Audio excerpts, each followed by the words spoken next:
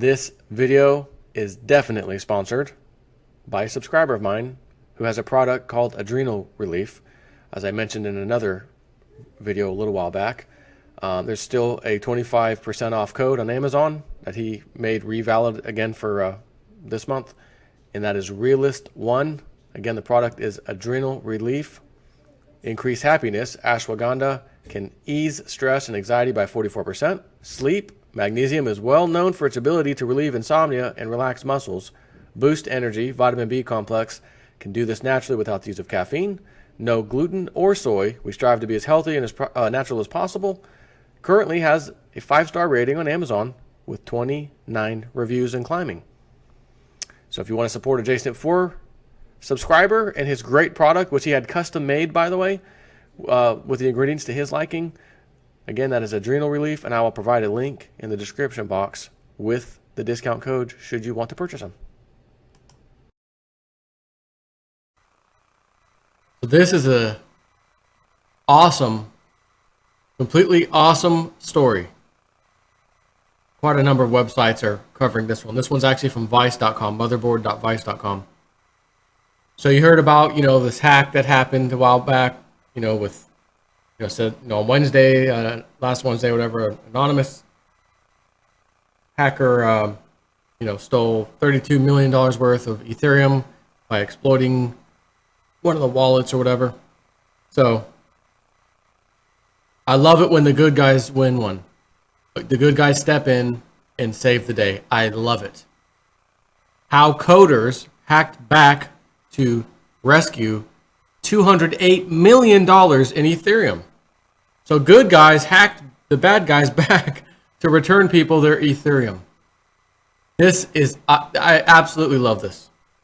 I freaking love this. We're in the zone. We've done this before.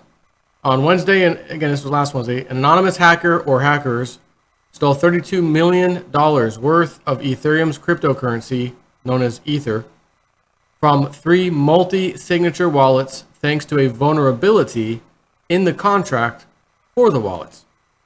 A volunteer group of coders calling themselves the White Hat Group took it upon themselves to rescue the funds in the other 500 vulnerable wallets before the hackers could get them. They did this by breaching the wallets using the same vulnerability as the hackers and funneling the funds into the group's own account. On Monday morning, which was this week, the group was in possession of approximately $86 million worth of other people's Ether and $122 million in tokens, the digital assets that are sold off in initial coin offerings or ICOs, fundraising events that have raised millions in mere minutes. That's about $208 million worth of digital assets in Ethereum in total.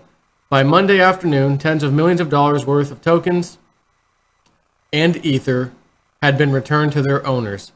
They say they plan to give all the funds back to their owners by July 31st. This is the story of how it happened. Alex Van Desande didn't know what he was in for.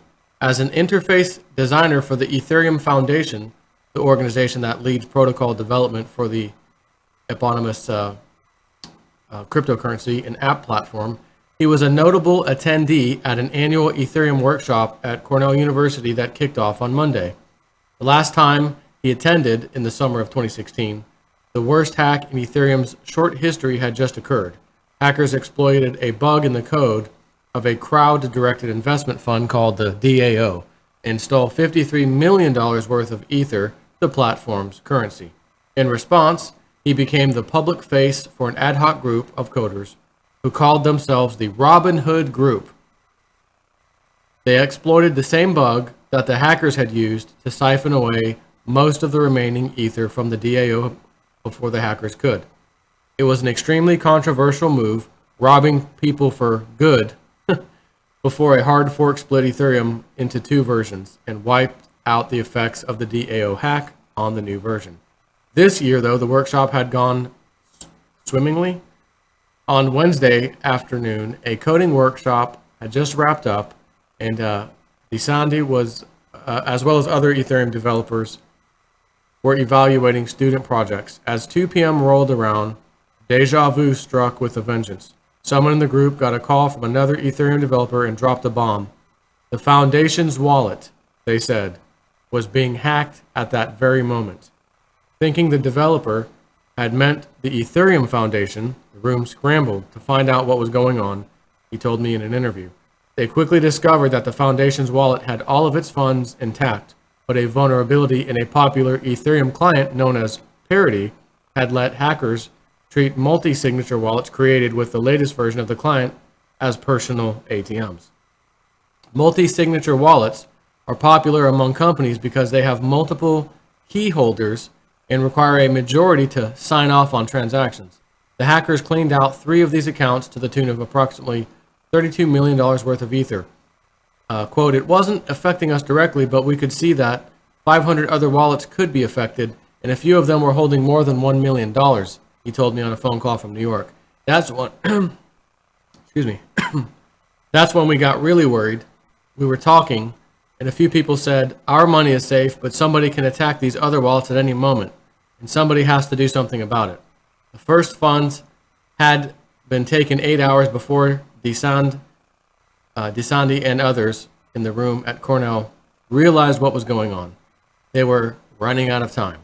At any moment, the hackers could clean out the rest of those 500 wallets. So he and the rest of the developers logged onto a dedicated Skype group for Ethereum security issues.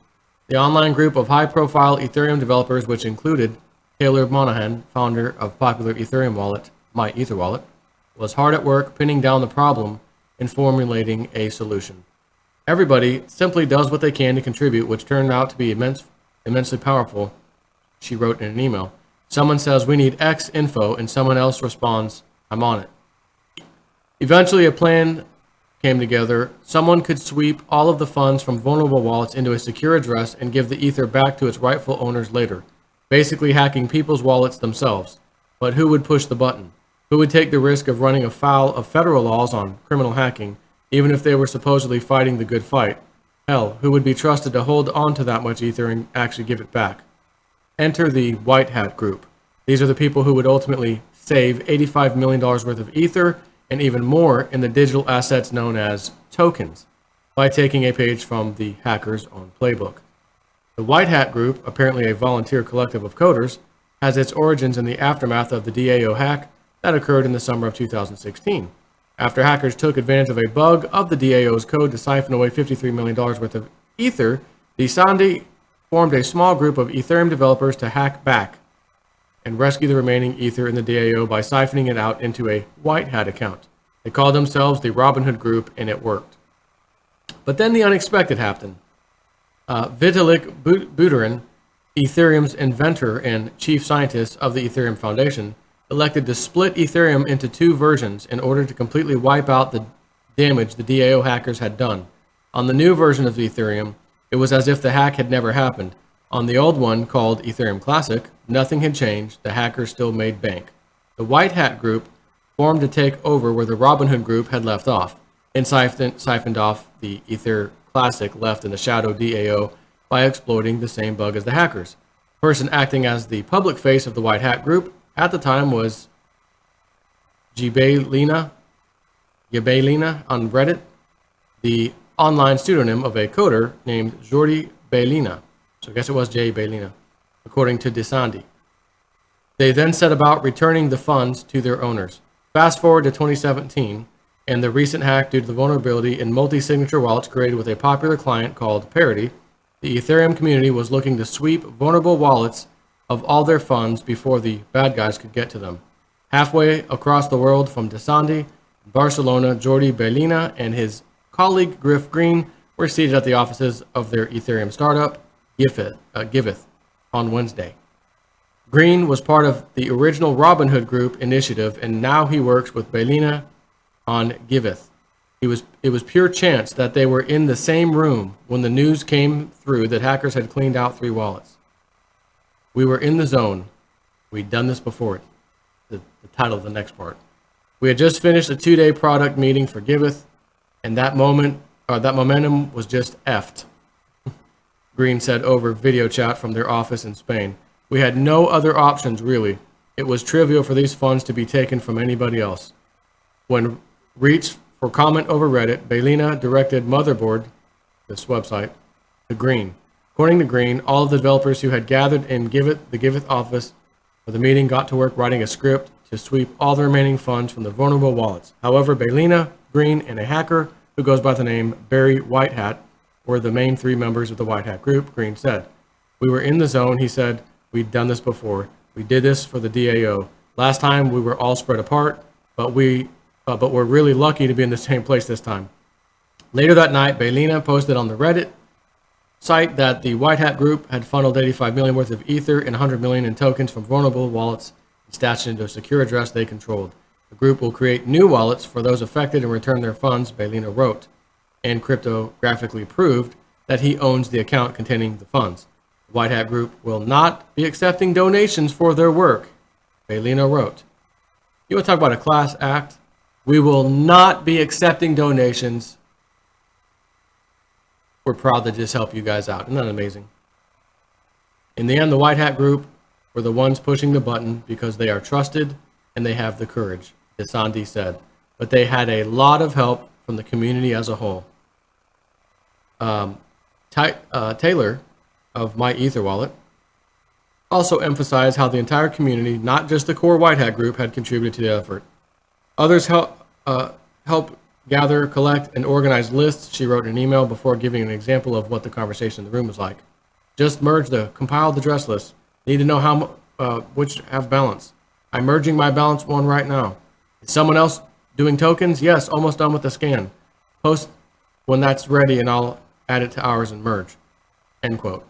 Together, the group managed to scrape together $208 million in Ether and tokens and assets that are issued during ICOs. These funds included the entire contents of a reserve wallet for BAT, the tokens issued during the wildly successful ICO for a privacy-boosting internet browser called Brave, worth nearly $50 million. These tokens were supposed to be used to incentivize new users to join the platform, according to the announcement. Quote, so far we see good intentions only from White Hat Group, Brave founder Brendan Eek, wrote me in a direct message over Twitter on Monday morning. Hours later, he messaged me again, FYI, we got the tokens back. It's possible that the White Hat Group members, aside from Green and Bailina, wish to stay relatively anonymous because hacking, even if it's for good, is technically illegal under federal law. So anyways, this is great news. There's a little bit more to the article, but we've gone enough. I've gone enough with that one. That's incredible. Again, I love when the good guys get to, chalk another one up for the good guys, because that is a rare thing that happens. Normally, it's sorry about your luck. You've just been screwed. So, love it. Fantastic. Take care.